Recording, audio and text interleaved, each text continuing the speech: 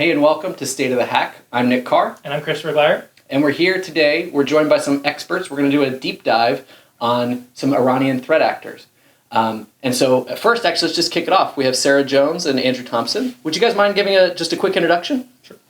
Yeah, I'm Sarah Jones, and I work for FireEye on the cyber espionage team, and I write intel reports for the Intel portal, and I spend a lot of time researching writing on Iran. Awesome. Andrew Thompson. I support Managed Defense and Mandiant on the Advanced Practices team. Yeah, so given all the recent escalation tensions with the U.S. and Iran, we thought it'd be good to just have an Iranian-focused episode, talk about kind of what are the groups we track, both some of the name ones up behind us as well as some of the other ones we track. Yeah. And we thought it'd be perfect to have these two on, giving us a great perspective on the different groups, how they've changed over the years, etc. So welcome. Awesome. Thanks for having us. Yeah, we took a couple questions on Twitter, so we hope to address those. Sure, kind of weave those in throughout. Awesome. So I think, did we want to start about talking about some of the early intrusions we responded to? How do you guys want to kick this off? So if you look at the kind of the arc of Iran, some of the various earliest activity that we didn't actually have a lot of direct work in, but there's a lot of public reporting on a lot of the DDoS attacks against U.S. entities and banks and et cetera. And so that was probably one of the very, the first times where they were, I guess, publicly linked in the media to different types of attacks. Our first real, intrusion experience, I led a case at a government entity, non-federal government entity, and this was like end of 2012, early 2013. And my experience with this particular group at the time, we didn't know who they were. But they were very unskilled, unsophisticated, right? They used 100% off-the-shelf tooling. They used ASPX-SPY. They used Rita, which is a sense-post tool. They used Meterpreter for backdoors. They used P-Link to tunnel connections from one system to another. And they broke into an organization kind of from an outside in attack. So they were scanning and looking for vulnerabilities in Electron content management system, found a vulnerability, uploaded web shells, and through the course of the intrusion, one of the things that stood out to me was if you look at the data that they were targeting, it seemed like they were looking for defense secrets because you could see the keywords of what kinds of things they were searching for, and they ended up actually stealing data related to the an organization that is focused on civil defense for underprivileged individuals. In this case, the Office of Indigent Defense. And so I think one of it shows kind of maybe the lack of maturity or experience from a cultural perspective, as well as not necessarily having fluent English language. People on your team, doesn't sound like a very mature threat actor, and I think that's a theme from when we all first started, when everyone first started tracking Iran. And my experience started in the U.S. government responding to them, and I remember thinking, I was sort of unimpressed by the techniques, I think, at the time, where they just seemed it didn't seem to be clustered to anything particularly unique, like the Havid scanner, Acunetics, and some specific web shells they like to use, ASPX-SPY, stuff like that. My favorite was they were interactually logged into a system. They connected to Oxid.it, which is behind Cain Abel, which is password cracking software. They downloaded it from the website and then installed it an MSI, actually install on the system to run. AV ate it, so then they had to disable AV and then eventually to get it to work. But it's incredibly noisy. Super loud. It's super loud. These all sorts of forensic artifacts, and I haven't seen many groups since then. So this is kind of, at least setting the stage for 2012, 2013, where we first started to see them. Sure, it's come a long way. As operators and maybe even as groups, just sort of fumbling around and figuring it out. And that's come a long way to where we are now with these different named APT groups, several from Iran that we'll get into. We'd love to get you guys this context and background for people about some of those groups and some of the, maybe we'll talk about which groups are active now and how different that activity looks from what I recall responding to as well, which was just kind of silly. I think it's an overall accelerated CNO development situation. There's a couple wake-up calls, I think, that had them, start getting serious about this. And just kind of fascinating to see how they've been underestimated maybe, and now they're so busy. So how do you want to handle talking about some of the groups? Do you want to get right into where we're at now, some of the group names that are behind us, Yeah, and maybe just we walk start through let's start with 33. who we've promoted? Yeah, let's start with 33 and maybe give a good overview. Great. So we have, if people are like listening, we have APT 33, APT 34, APT 35, and APT 39. Don't judge me for looking at it. That's pretty bad. There's a lot. We also There's a have lot. a couple other, we have like TEMP.Zagros, also known as like Muddy Waters, and a bunch of UNC groups that I think we'll talk about. Yep. But maybe it just makes sense, since that's the order we promoted them and graduated them into APT groups. Would you mind, Sarah, helping us out understand, starting with 33? Sure, we can jump in chronologically. So 33 has been around for a long time. They're a pretty old group, and they have a lot of really interesting techniques for getting into a network. So we've seen a number of different techniques that they've used, the predominant one being spearfishing. So they run very large waves of spearfishing campaigns. One of the more recent ones over the summer, they used a job lure theme with an HTA. Sometimes they'll use various different file attachments. Usually they're in a link. There'll be like a link to some remote sort payload. Of, yeah, Yeah. some sort of payload. But sometimes they'll have attachments as well. They tend to favor HTAs, but that's Yes. not all they use. We've seen zips, we've seen all kinds of file attachments. So you said that was a recent campaign. It's interesting if people look back at the APT 33, promotion blog that was also remote HTAs that were They're still doing. job defense job And you had a themed. lot of experience with 33, right? Yeah, so I led the APT 33 engagement that occurred right prior to their promotion. So spent a lot of time deep diving and finding some things that got rolled into that. But so it's interesting. It sounds like at least those techniques that continue to work for them. They are still something they're using sticking them, to. yes, Okay. especially with the job lure themes. And we see a lot of Iranian groups, not just APT 33, using recruitment themes and job lures, even employment satisfaction surveys. These are really common themes for many APT groups coming out of Iran. And Nice. so what kind of industries does 33 either have they historically targeted or are they currently targeting? So they definitely favor commercial entities, although we have seen them go after governments as well. They do favor entities that are located in the Middle East, but they also have gone after diverse entities in, for example, South Korea and in the U.S. We've seen them go after DoD-focused entities, so contractors, for Clear example. defense contractors. And they heavily target airlines, aerospace, suppliers to aerospace industries. So it seems to be one of their most frequent targets. And what's their mission? If you can summarize, I guess, across those different entities, what types of missions do we see them trying to do in each one? So we primarily see them engaging in espionage. So they're really looking to steal relevant information from these companies, and usually it's related to either U.S. DoD information or it's going to be commercial information, whatever these companies happen to have. And generally these companies have a presence in the Middle East, some sort of physical presence, Yep. Which is kind of why they're in scope of Iranian targeting. What always makes it hard, we had a couple questions about how do we know, or the fidelity of our attribution, I guess. It's something we've talked about pretty regularly. One of the best ways we have insight into who's sponsoring the activity is the kind of stuff that's taken. In the case of 33, in my experience at least, they preferred a lot of keyloggers, and they would target people physically located in the Middle East that would be of interest. So it's always a little bit hard to say exactly in those cases, right, if you're streaming back all keylogs, exactly what it is, but you can make some connections based on what projects they're working on.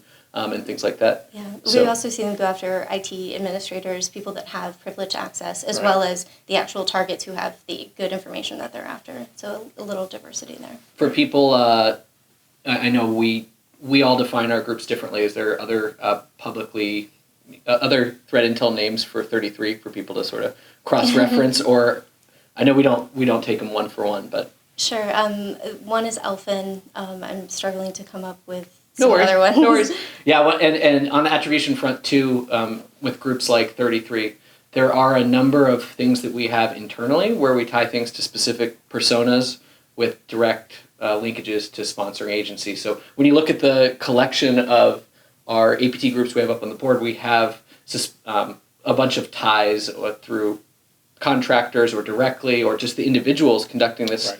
activity, to IRGC, to MOIS, and stuff like that. So I just wanted to mention that. We might not get too deep into that, but we do have a lot more internally for people in the portal and stuff that we share out. Yeah, and specifically when it comes to tools that we've seen 33 use, a lot of those personas and handles tend to be left in the tools. Yep. And like you mentioned back in 2012 and 2013, a lot of these people were very active on Iranian hacking forums. They had their own handles. They would leave their handles on defacements. You're proud of it. Yeah, and now we're seeing a lot of those handles remaining in the tools that they've developed. This seems like an interesting theme for Iran, which is like they went from maybe the less impressive techniques, but there's all the personas. These are just people doing their work, doing day jobs or contract work in some cases, and these people are continuing to work in these places. And whether they're trying to remove some of that information now or not, there's just various tools. Like one of the most helpful things for how we cluster and identify personas and members of these groups is just mistakes they make. Right. Optimally mistakes they make that they don't know they're making, or things where you have to leave a stamp on it. So those are our little secrets that we use to connect these things. And the point is, and why we're starting with the silliness of their original activity, is those people are still doing work. That was, like you said, within 10 years, they're still at work. And, it's not really possible to build up a Shake the program. crimes of your past. Exactly. They committed those operational security sins Sure. early on, and then now that they're trying to operate in a more clandestine way, it's harder. So what are some of the tools and infrastructure or techniques that 33 uses that make them stand out or unique or different? I mean, they conduct, we talked about some of the industries they were focused on, but I mean, just widespread access is something that we see, with the password spraying that they're doing. You never want to wait for a crisis to have access, right? And so that's something that we're constantly talking about in blogs, on Twitter. People wait until something really bad happens in the world to then decide to start focusing on Iranian groups, but in reality, you have to focus well in advance of those actions happening, right? And so just sustaining access over time, I think, is an overall objective of APT 33. Yeah, and some of those effects that you're talking about finding things earlier, is some of the linkages between 33, but let's just broaden it to all Iranian threat actors, the use of wipers and stuff like that. I feel like that changed the game a little while ago, and so when we talk about that kind of stuff, we're referring to some linkages, some overlaps between this group and things like Shamoon. Right. And so, yeah, catching them early is a big part of what we've been campaigning around and telling people and have blogged about with the Overruled blog, for example. Now you mentioned password guessing. You want to go into more detail around kind of what's happening there, what we're seeing? Spraying? Password spraying, yeah. Yeah, so we've seen a variety of, really aggressive and then also a little bit lower and slower. You were mentioning a little bit each day. In reality, So picking a couple of accounts Right. and trying like one or two passwords per day. Weaker passwords over across time, multiple accounts. over time, right? Over time. Because I mean, I look at it as this is a day job. This is continuous operations. When people talk about persistence, they might be thinking about persistent on a particular host or an environment, but it's more or less I'm constantly trying to gain access or maintain access, and I think that's important, right? Yeah. So the final capabilities that are mission specific that you deploy in an environment might actually characterize what your intent was. But you can shift from conducting espionage to conducting an actual attack by just switching out the actual capability that you deploy within the environment. And I think it was it Ned Moran at SegWorkon, Right. actually your shirt you're wearing, gave a talk from Microsoft from their Mystic team describing kind of some of the behavior that 33's been doing and some of the password spraying that they're And that's an interesting thing where Microsoft has great visibility. And this is one of the challenges as a defender. Sometimes you don't have visibility into some of the artifacts always. If you're using, hosted email services into password spraying and stuff like that. I had a particular example. We've worked with various clients, but the other option is, so with the low and slow, if 33 picks up their activity and starts hitting people really hard, meaning like lots of logins, sort of like brute forcing looking activity, that might lock out those accounts. Well, if they're doing that at scale, as they did at some victims, the help desk is getting calls. Right. People actually, no legitimate users can log in because they're just getting hit so hard. So they'll override that in this case, and say, well, they have to conduct business. Right. They turn off those lockouts, and then 33 is able to operate. So the spraying is an interesting issue where there's no real good solution except for using multi-factor. I think we'll get into some mitigations and suggestions in a few. Yeah, the 33 spraying was really interesting, especially with the targets that we saw them select over time. So when we first started tracking it in the summertime, it seemed like there wasn't a whole lot of rhyme or reason in terms of the companies that they selected. It was very, very widespread. And then as the year went on, we saw their targeting really narrow down and into companies that it made sense for Iran to go after. And you could really see the justification for it. More recently, actually this week, we saw them start back up again with password spraying. And it kind of comes and goes, but if you know what you're looking for, and if you're a network defender and you have access to your logs and you know what's normal on your network, they are easy to detect. Sure. Sweet. Right. Do you want to roll into 34? All right, so Back to you. this is one of my favorite groups. They're really interesting. I've been tracking them for a little while. One of the things that they are known for is their social engineering skills and their phishing campaigns. They also have an extensive suite of tools, which we've been tracking for a long time. They pick up new tools pretty frequently and new tool sets, so they have access to quite the arsenal. Over, I believe it was the summer, we saw them phishing some of our customers on LinkedIn. And these are fairly elaborate. You mean through LinkedIn? Through LinkedIn, yes. These are fairly elaborate campaigns, and they were able to send spearfishing emails to kind of set up a rapport with their victims to kind of talk back and forth before actually delivering a payload. And this is something that we've seen 34 doing throughout their spearfishing emails as well. Do they create a persona? Right. Generally. And then actually connect to other, how good was the persona? Was it just one person, or did they actually create connections, and were they pretending to be somebody, or what's the how? In the one that we saw and we discussed in the blog, they actually co-opted a professional of a real organization, and you have to work within layers of that individual's social network, whoever the particular target is. The way LinkedIn works, you can't just go direct typically, right? And so that takes time. It takes time. There's focus there.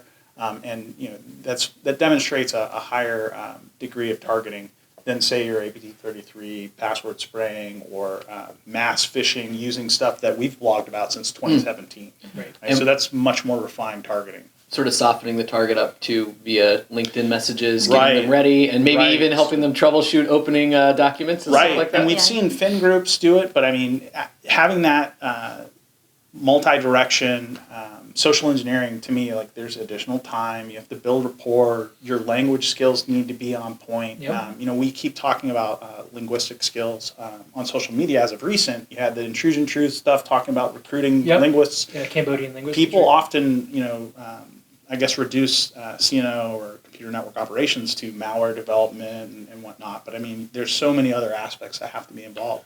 Do your operators have language capability? And if they don't, do they have a linguist in support of them? So, I mean, to me, that's fairly important. And one of the noted changes, I think, from the early activity we were referring to, where everything was sort of putting their own stamp on it, nationalistic, a bunch of Farsi language things that were, popped out to having a more robust capability on the targeting side.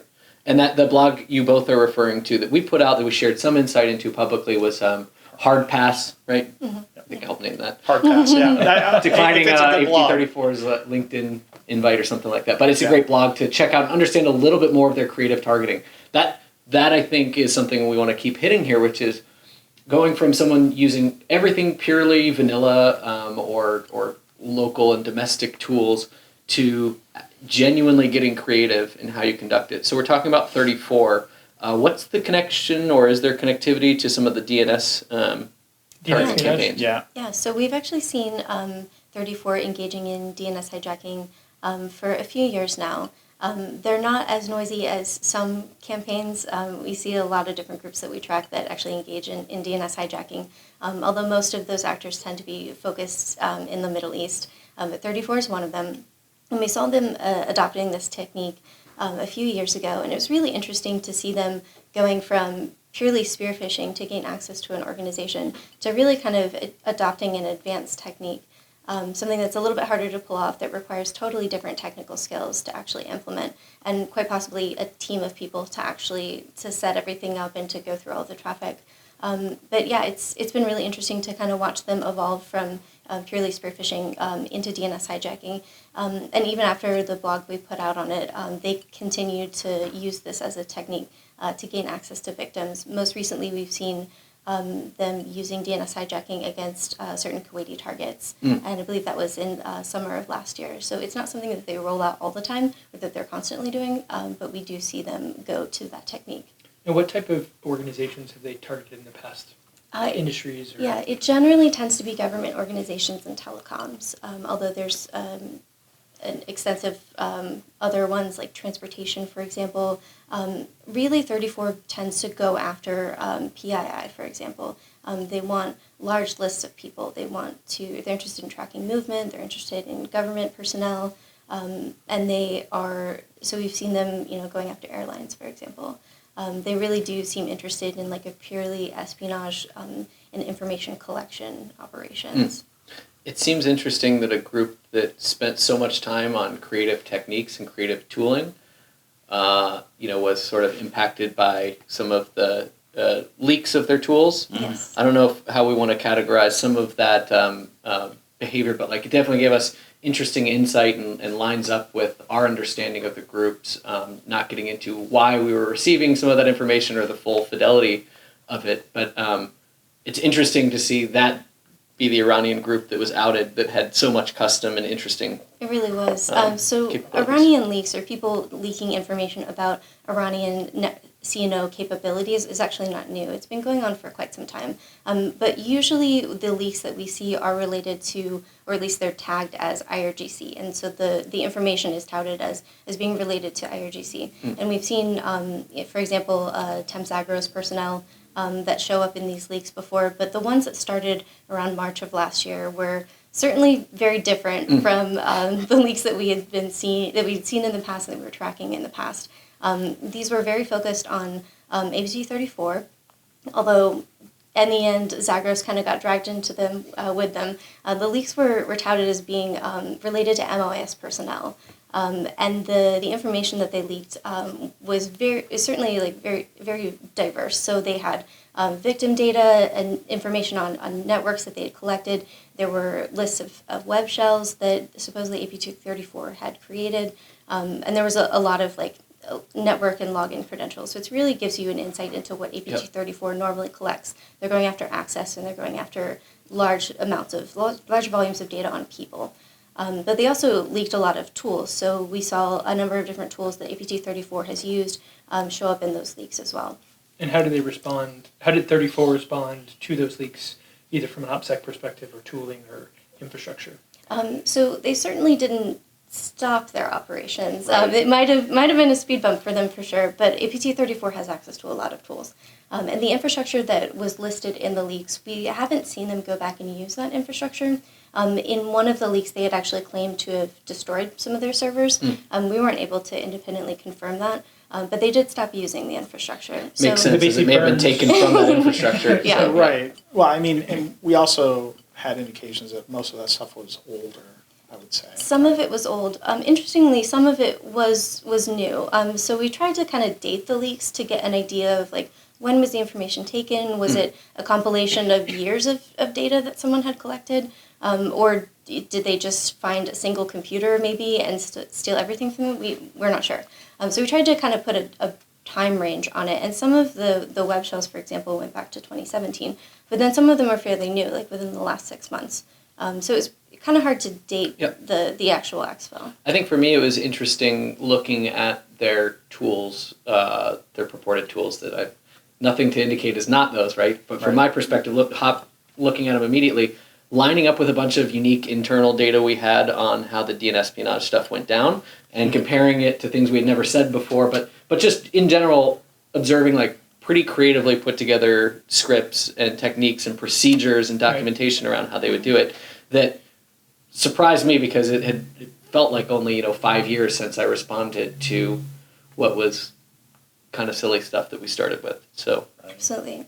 They also leaked a lot of internal company data that for companies that they claimed were involved in 34 activities or were doing work for MOIS. Meaning that we're getting paid or that we're contracting. Right, like contracting companies. And a lot of this internal data was really interesting because it showed that these operations are conducted by contractors who have a number of different responsibilities. They work on lots of different projects on a contract basis. So they had developed internal personnel tracking tools and internal timesheet tools.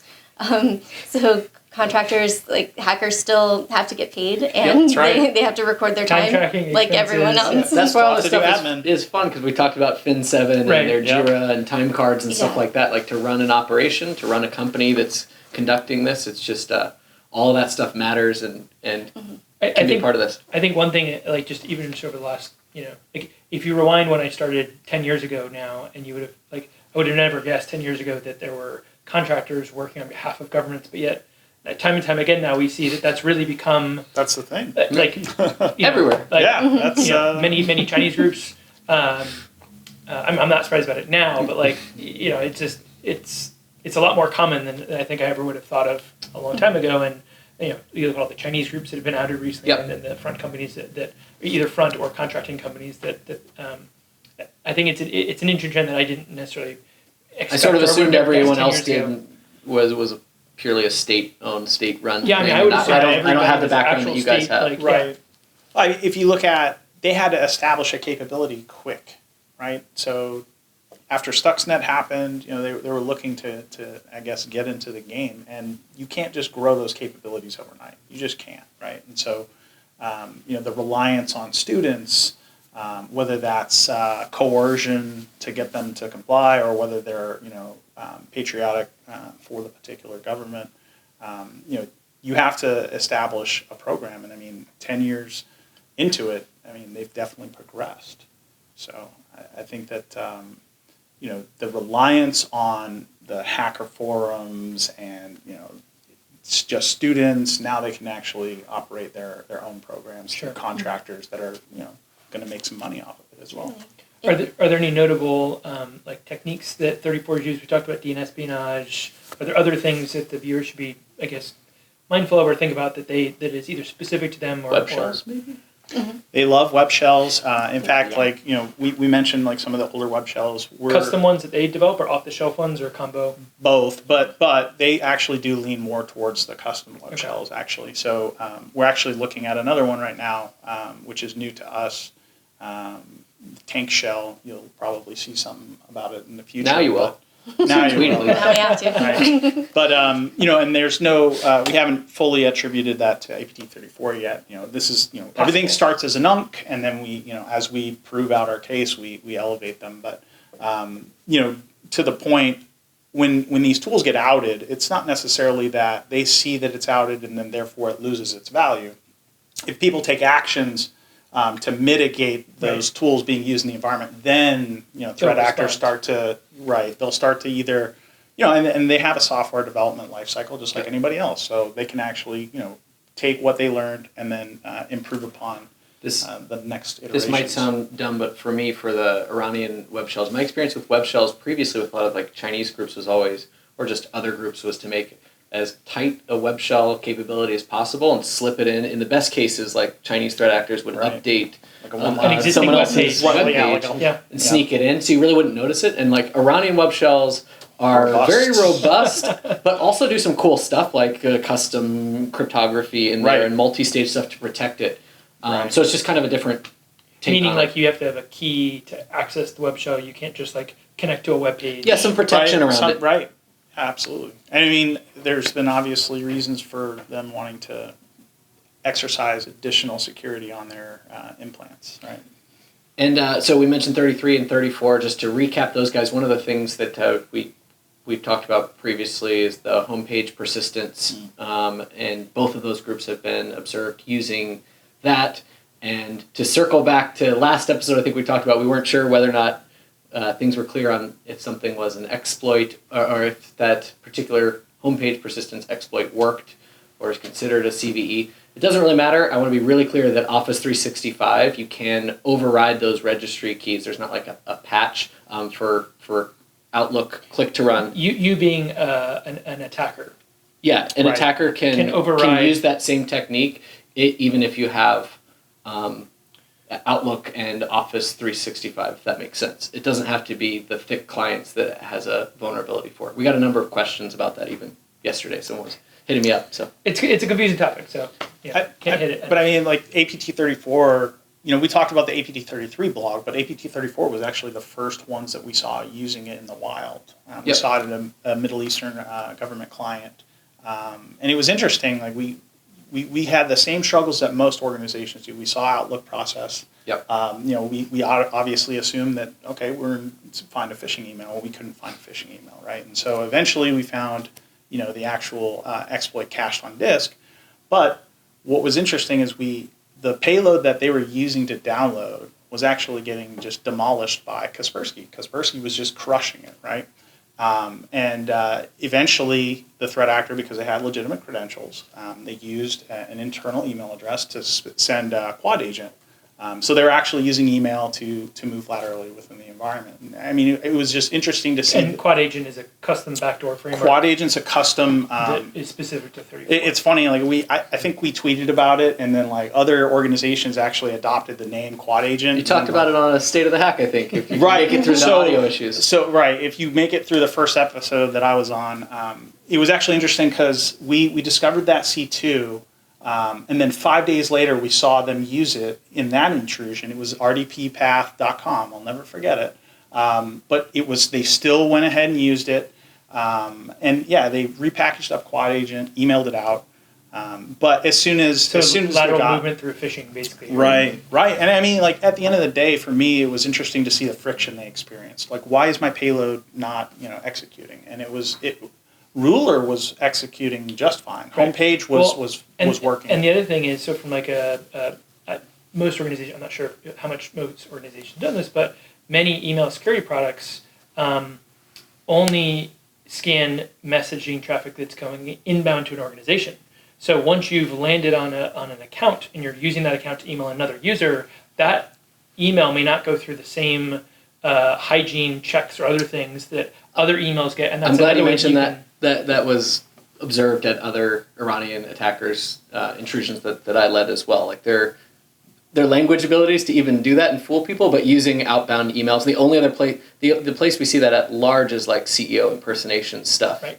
But for threat actors to use it, it's pretty brazen. It's interesting, and it sounds like a couple of Iranian groups have been observed doing so. I mean, it's effective. Most people, you're training your users to look for those shady-looking emails, but I mean, Right. there's coming from a legitimate user. And Well, as long especially as- when you take like a thread where, say Nick and I have been corresponding about a Right. particular topic, and there's already an attachment, and I offload that attachment, add in a macro or something else, and then send it right back in line, and it makes sense. Like the language makes sense, everything else. And you're like, oh, okay, well, Nick just sent me this response to this, TPS report that I'm expecting, and I, went and opened it, and then boom, you get popped. Like that's, I've seen that by actually multiple different nation state groups use that technique, and it's incredibly effective. It's super effective. And anything that is involving employees collaborating, whether Right. they're hanging a document on a SharePoint, for example, Sure. right? Anything that people are going to be using, you don't think about something coming off of your internal SharePoint that you need to be suspicious about it. You just don't.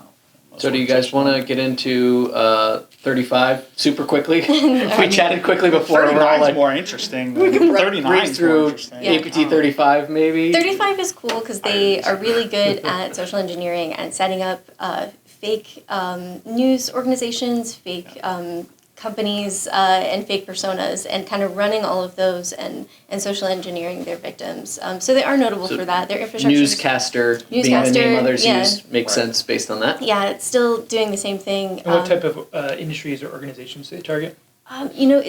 It's pretty broad. The impersonations that they usually do are either journalism focused, like news agencies, or they're like HR, recruiting, and IT themed. Okay. Generally. Got it.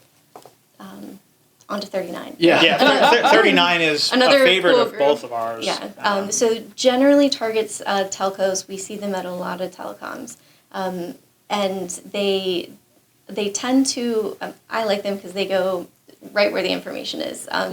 They don't mess around with the end user so much as they go to where all the data is, and telecoms are where all the data is. So more traditional espionage. Again, very traditional target. espionage. Also, they go after PII data as well, same as 34. They like to track people's movements. They want large caches of data, presumably so that they can track people as they're moving, track their movements, who they're talking to, that sort of thing. They are pretty creative when it comes to tooling, similar to 34. They don't have as broad a toolkit as 34 does, but they still come out with some interesting things. A lot of organizations actually used to report a lot of what we would consider APT-34 and APT-39 as oil rig, obviously, and then you had Schaefer in there as well. There was some overlap with the PowBat malware family that they were using. APT-39's was very distinct though, and so. You mean they both use the same malware family? It was the same, I guess, derivative, if you will. Okay. But it was distinct, and so we were very easily able to distinguish between those two. I love APT-39 as well. They do a lot of custom stuff, but it was interesting because they are a little bit. They're very distinct. We could track them fairly easily, even though they were skilled. They seem to just want to do what they were there to do and not worry about any of the other stuff, right? So we did see phishing. We would see the interesting forms that you would normally maybe associate with an APT-35 type thing, where hey, it's an invitation to a conference. Here's the form to actually sign up for that invitation, but and it's also dropping a payload while it's doing it. I love. A lot of what they're going after specifically. Enough about what you guys love about 39. I have no IR experience. Right? So I've never done an IR with them, so I'm getting jealous. The telecommunications targeting, I'm constantly hitting that on social media. It doesn't matter if it's a foreign intelligence entity, they're going to be targeting a telco, and it doesn't matter what country they're from. It's anywhere there's communication being flowing through there, you're going to find them, right? And so we see a lot of APT-39 as well as travel and hospitality. I don't know specifically for those guys, but just in general. Travel is a big one as well. And if you look at the necessary things that you need to target individuals, human beings, those are all of the things that you're going to want to be able to do. Their communication and their travel patterns. Yeah, especially if you're wanting to physically surveil them or have some sort of additional targeting that may require physical access or proximity of knowing where they're at any time. So We can move on to Zagros next. Let's do it. Yeah. So Zagros is interesting. They're one of the newer Iranian groups. They haven't been around for quite as long as for 33, for example. And they are primarily known for their phishing campaigns. They have very large spearfishing waves that come out. And they're usually really well done in terms of lures. Their malware and payload sophistication is not usually that interesting, but they have really good lures. I feel like they must obtain these lures from somewhere else. Maybe they're recycling stolen information, but they're always very on target for whoever they happen to be phishing.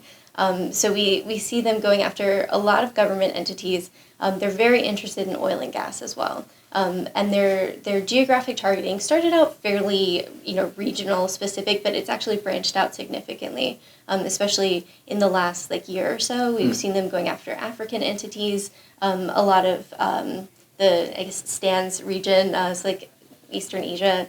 I think they've branched out into maybe some Asian targeting, but it's not as common.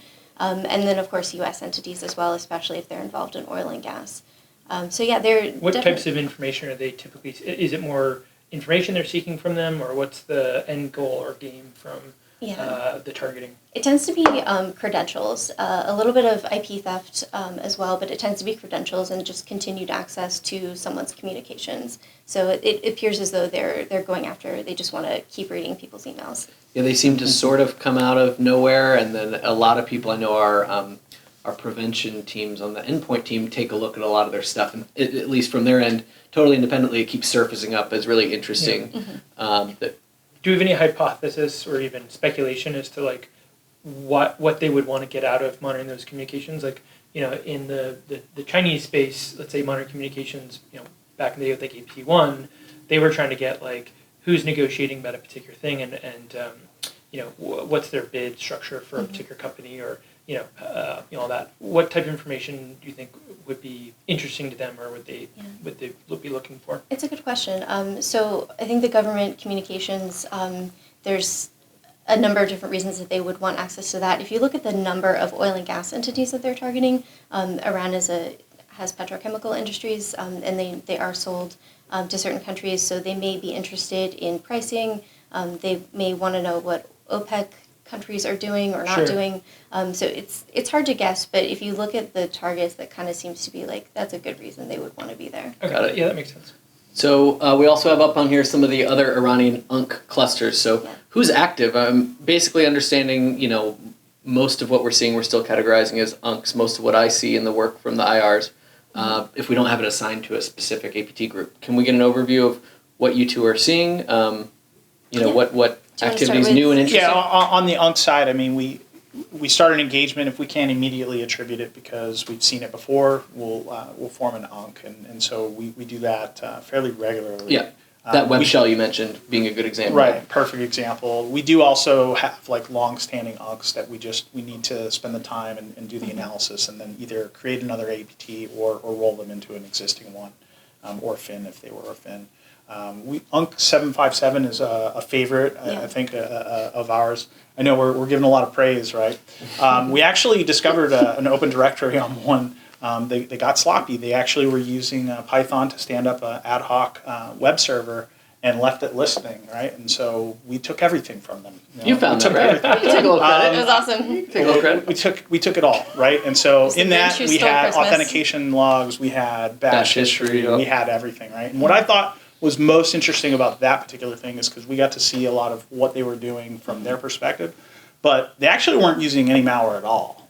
They are actually using a lot of live off the land tools, creating VPNs and then tunnels. Where were they connecting from to get into the managing the C2 from? Like they were connecting right through right from some Iranian IP space that we were tracking on. Yeah, keep doing that. Well, no, I mean even going back to like the first case we saw, they were VPNing into this victim, going back 8 years now, directly from Iranian IP space. So, right. Yeah, they weren't exercising operational pristine. Yeah, correct. So. But it was interesting. They were doing widespread access operations. They were using publicly available exploits that they downloaded directly from the website. Right. So they're still doing that. But I want you to envision somebody coming to work and saying, like, here's my list of targets. I'm going to use whatever techniques I have, been familiar with for the last, few months against these targets, and what I land on, I land on.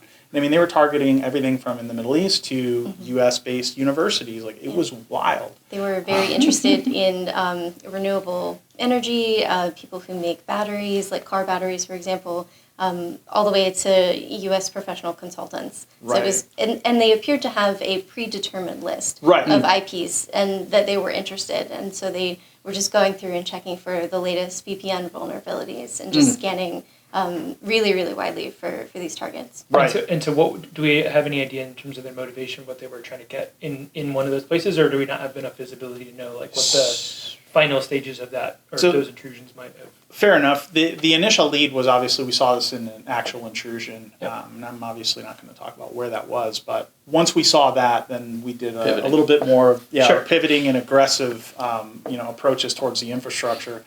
And that's how we actually discovered this, right? Okay. And so because we found that one server, we ended up finding like 10 of these things because they were all similarly set up. Yeah, correct. Well, not just similarly set up, but they were actually all connected together in this VPN. They were logging in, right? Yeah.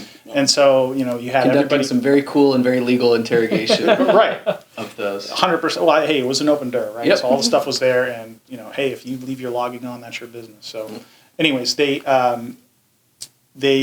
were conducting widespread access operations, and it was just interesting to see the reliance on not necessarily malware for that initial access. I mean, if they were using a lot of SQL injection using SQL map, landing there and then using something like P-Link to proxy back and then RDP back in. So I mean, it was pretty interesting to see the non-reliance on malware at all. And then we mentioned exploits. Were there specific either CVs they were targeting, or because you said it was in VPNs? Yes, so they actually were hitting up some of the recent Pulse Pulse and Fortinet were big ones that we found evidence of. Yes. Although they were downloading publicly available tools, so the exploits that are rolled into those tools as proof of concepts, there are a lot of them. We only saw evidence of, they used half of those, but it's certainly possible that they used other ones. Sure. Yeah. Cool. So I thought that was interesting. Nice.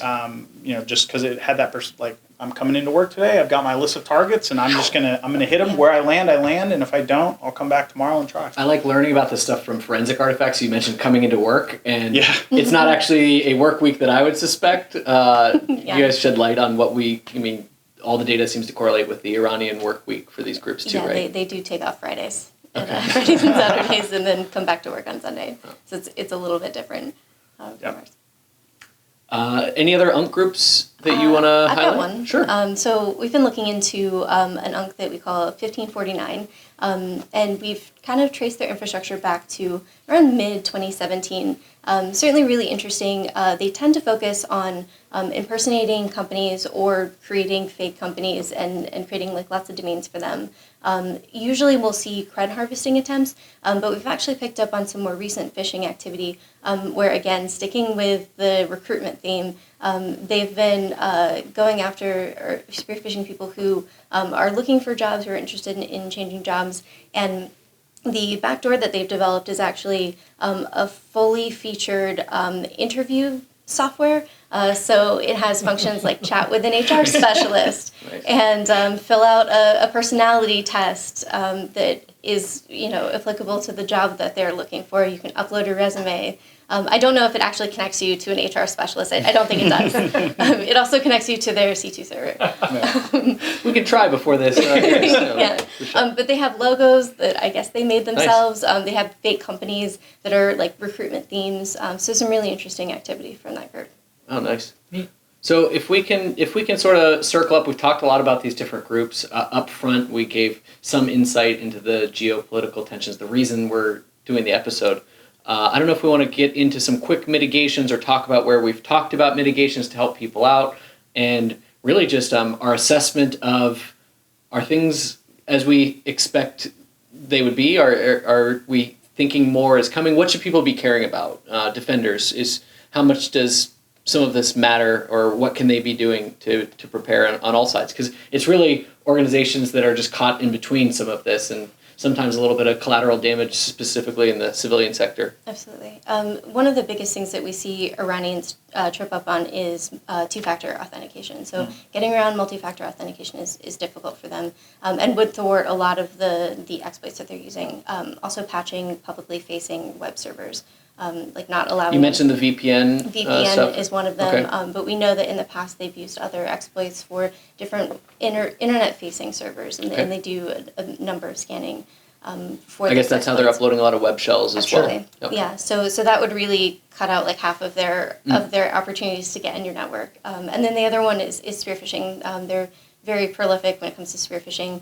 So monitoring your email gateways and then training your users to look for specific themes and to look for things that don't look quite right with their spearfishes. From my perspective, if people can shape an attacker to have to get into creative internal phishing, to get into LinkedIn, that was so much work to conduct that. If you can cover those, if you can cover that 50% up front, that does a lot for organizations. Is there anything particularly that you've seen? I guess we've talked about a lot of the techniques. So any other mitigations we can think of? We've put out a webinar recently. I believe you were both involved in that. There's blog posts, but we'll try to share out some after this, I think, and link people to more resources. Yeah, absolutely. Specifically for us, we are constantly seeing it doesn't necessarily matter, what the initial vector was, or what the final capability that's going to be deployed. If you can detect, the actual post-exploitation that's happening, these intrusions don't happen overnight. They happen over days, weeks, in some cases months. to get the access required to accomplish whatever mission that they're trying to do. So it doesn't matter if it's a net new backdoor being delivered like we saw with APT34, or an off GitHub tool that's being deployed by APT33. If you can detect that post-exploitation happening, then you should be in a pretty good spot. You mentioned the volume of activity. So we, judging from when the geopolitical tensions really started to ramp up, we have seen about the same tempo that we would normally expect from Iranian groups. Yeah. Granted, it's been a very short amount of time, so it's hard to really gauge. But everything that we're seeing is pretty standard for Iranian tempos of campaigns. We don't know if that's going to change in the next week. Capabilities take a while, and especially operations, the more advanced you get, maybe there's some planning. Yeah, it does take a long time to deploy a wiper, and it takes a lot of expertise. And so once you have that initial access. And the reality is they may be already in environments with access that they plan to do something and deploy. Yeah, right. I mean, I like, when talking with potential victims or actual victims, I like assume that you're compromised. Assume that something has happened that, they got in through LinkedIn, you don't have a way of protecting yourself from that. Or if you were and there was an initial system, how would you detect the next phases, kind of to Andrew's point? How would you detect the privilege escalation? How would you detect if they use the recent Citrix vulnerability and now have a service account, they're not using malware, they're connecting in and just, moving laterally with legitimate access? Like, how would you detect that in your organization? Do you have any kind of analytics that you can do? Do you do hunting or rule or through log data for privilege authentication on a daily, weekly, monthly basis? Like, what there are things that or patterns that you could potentially tease out and interdict them before they get to the point where they can deploy some kind of wiping malware. And I think 7 or 8 years ago, the concept of wipers that Iranian actors really brought to the table.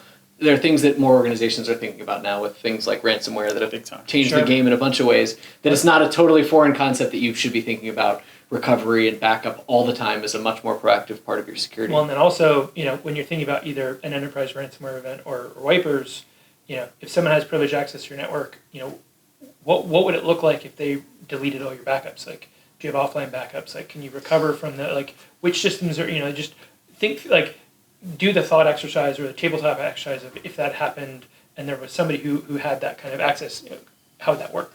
And how would you recover from it? We're talking Iran, and we're talking ransomware. SANDSPY.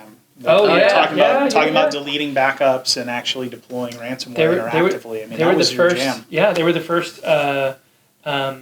individuals in this case, right? But the DOJ indictment of the 2 Iranian individuals. But yeah, I mean they really.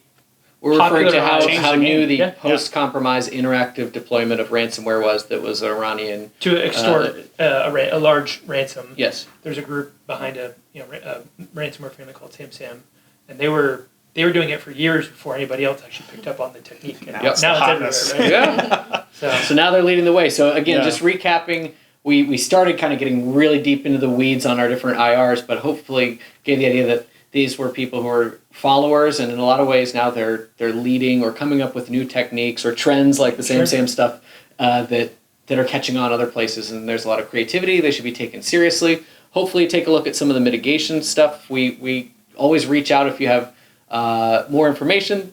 We try to provide out as much as we can. And quick shout out, you want to talk about where we got the...